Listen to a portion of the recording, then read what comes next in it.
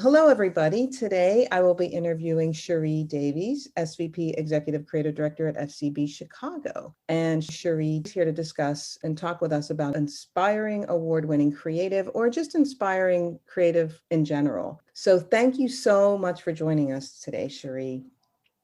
Thank you for having me. Yeah, no, I'm very excited. And I also noticed we both are Sudler and Hennessy alums. So we probably crossed paths at one point along the way, but it's been many years since I was there. But let's just get started. How do you inspire creative teams? Look, within the pharma and health advertising, space, especially within consumer, which my agency focuses on, creative teams need to be inspired by the people they are speaking to. At times, we work on brands that treat conditions we've never heard of, some extremely rare. Anyone can Google a condition, right? But in order to create the most authentic, compelling creative, teams need to have a deeper and true understanding. I mean, really, I always say it's a privilege to speak to people who live with a lot of these health conditions, many who feel invisible, who deserve to be seen and understood. So it's really our duty to do the best work we can for them. And, people say this quite a bit, but it's so true. Creativity in this space does have the opportunity to change lives, to make a positive impact on people. And that's pretty awesome. Yeah, it's so true. And I love that answer because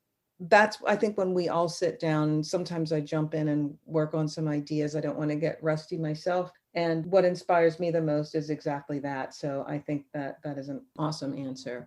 So what are some approaches to selling in award-winning creative to clients that, so often clients will tend to go for maybe the safer idea, and it's our job to kind of drive them. And again, it's not about winning awards, but it's about doing the work that's really going to move your audience.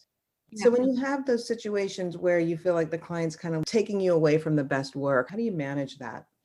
It's exactly what you said. I mean, award-winning work, it really is the work that's insightful work. It's work that moves the needle and it makes an impact in some way. And work that actually works is ultimately effective and it's proven to have a return of investment for clients. So really, it's our job to show the value of creativity. We can always walk into a presentation with clients and simply show our great idea and hope that they trust us and trust that it will work, right? But any data, analytics, research that we can help to support the why an idea is a good one, it always goes such a long way. I think that clients will tend to go for the ideas that they do feel comfortable with and familiar with. And it is our job to help them, maybe push out of those boundaries, but it has to have a strong why. Yeah, it's true. And sometimes we do that early on is we'll do the same thing as let's share this with the audience because it's not about our clients or us often. Yeah. It's about the people we're talking to and does it resonate with them? So very true. So 100%. And I think, we do it straight away at the start, but sometimes, these campaigns can take a long time to create.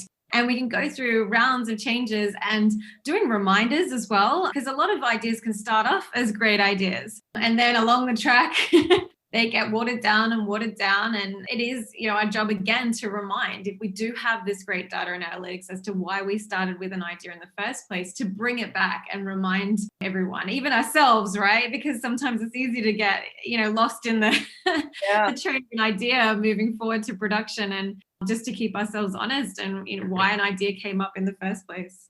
Absolutely. Absolutely. So I'm going to go a little off script here, and I'm just curious about, what this year has been like for you and your team with COVID, with working from home, with the possibility of even going back to the office. What has worked? What has changed? What has your experience been?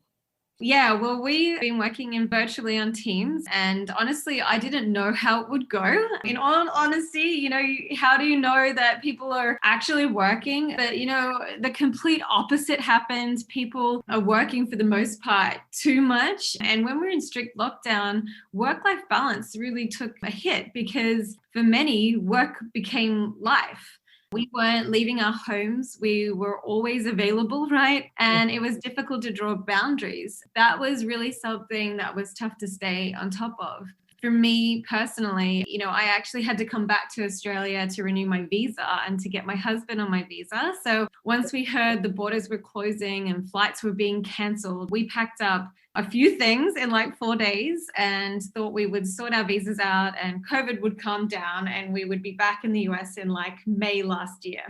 Obviously that didn't happen and life had other plans. I was actually pregnant at the time and we lost our baby at 23 weeks while I was in Australia. So that was really the hardest thing my husband and I have ever had to, experience. And then considering we were also in a strict lockdown.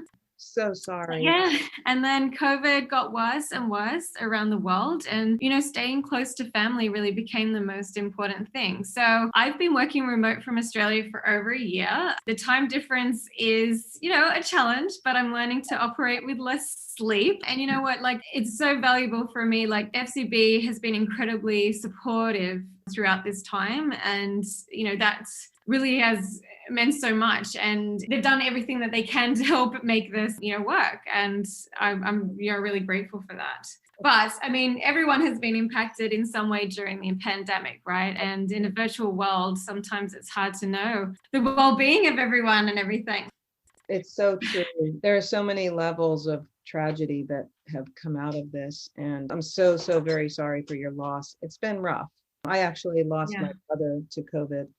And, it's been tough for a lot of people. And I think working for a company that is really supportive is everything, at a time like this and at a time whenever we're going through very, very terrible emotional ups and downs. So yeah, 100%. And I think, if the last year has taught me anything, it was to lead with compassion and empathy, because we don't know what everyone is personally going through, and being open and transparent, and then that there is nothing more important than our health, right? And the health of our families, which has made the creative industry that we work in even more relevant. Health really is everything. It is. You're nothing without your health. And so I think sometimes we need to be reminded what we do every day just really makes a difference in the lives of people. And I think that's often what drives those of us that ended up working in the pharmaceutical industry, right? Yeah, exactly. It's so true. So now we'll go to something a little more fun and lighthearted, but I'm just real curious, what's the best piece of creative work you've seen in the last year? Something that just got you excited, something that sort of made you say, hey, I wish I'd done that. I'm probably jumping on the bandwagon here, but I love the extra gum for when it's time spots. We've been isolated from others, social distancing, wearing masks, and it's just a fabulous reminder that when we all come together again, we need to be at our freshest, executed and produced so well, considering it's being produced during COVID and the challenges that holds. And I just feel it's so incredibly relevant and it just sparks joy. So I truly love it. That's great. That's an excellent example. I love that campaign as well. So here's another one. What has been the most surreal moment of your career? It's probably a very cliche answer, but it's hard to go past right now.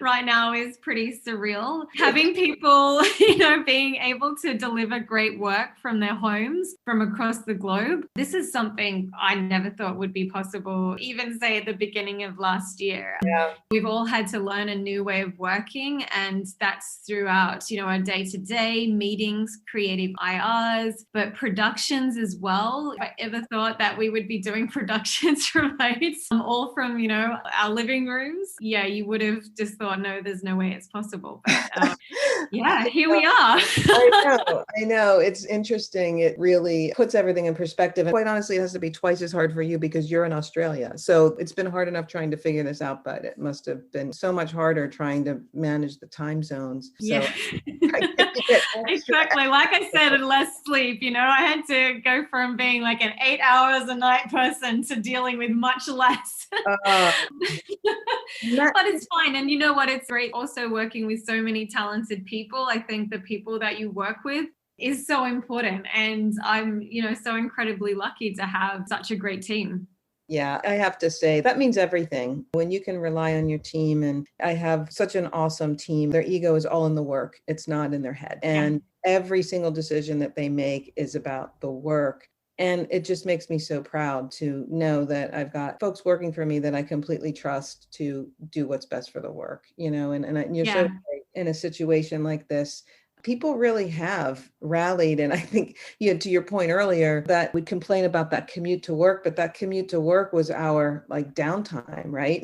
Oh, yeah, I know, exactly. It doesn't exist anymore. And I think I never realized how much that drive home from work, blasting the music, did for me, my soul, Yeah. actually. Yeah, exactly. Or, you used to be able to say, oh, hey, I can't do that deadline. I'm going out to dinner. I have plans, And then suddenly when that's all taken away too, it's like, okay, yeah, sure, I guess I'm here. Or, a lot of the times I loved throwing myself into it because it was that wonderful distraction and to keep busy. But, as time went on, right, it took a strain. It is true. On one hand, it is. I can't tell you how many times you delve into work and it really keeps you distracted. But you are right. It's kind of like, well, what do you mean you can't do it? Where are you going? You're in Yeah, exactly. No one had anything to say, right? It was like, oh, okay, yeah, sure.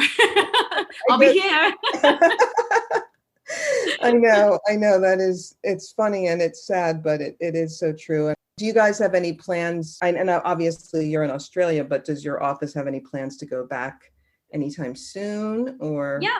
Yeah, they're slowly starting to get back into the office. There's going to be a hybrid style. And of course, even as much as us all going back to, going from work from home, it's going to be a learning process to do this hybrid office and work from home kind of environment. So it really is on a comfort level. And, those that feel comfortable can go into the office now. You have to book in your space, and there's a lot of things in place to make it as comfortable as it can be.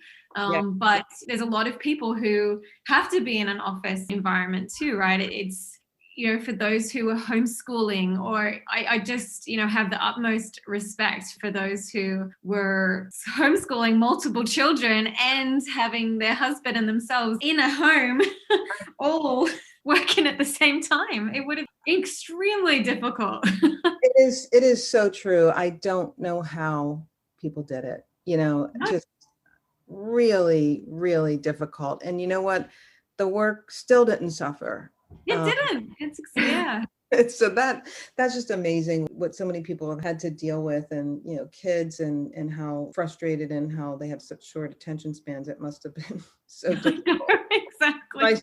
My son's grown, so but it was also quite wonderful, right, to have a peek into people's homes as well, and to meet children as well. A lot of the children who would like wave their hands at the back of the camera.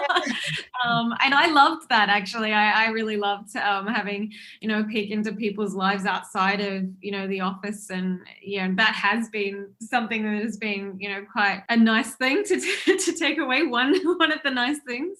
It absolutely has. I have to say, in some ways, we started hosting happy hours, and people got to know each other. I said, I know these people better over this happy hour than I did when we were in the office, because we were connecting on the work, but we weren't connecting on something fun and lighthearted enough. I think we did, but not enough. And so, it has been very interesting. In some ways it's been challenging, and there have been moments of wonderfulness too. Yes, I think, we've all, become, as, we could have been very disconnected. I think it has made people in some circumstances more connected because, like you say, we are making probably more of an effort to have those downtimes with each other, but also I think, being okay to be vulnerable too, and being okay to have and express when things have been tough together.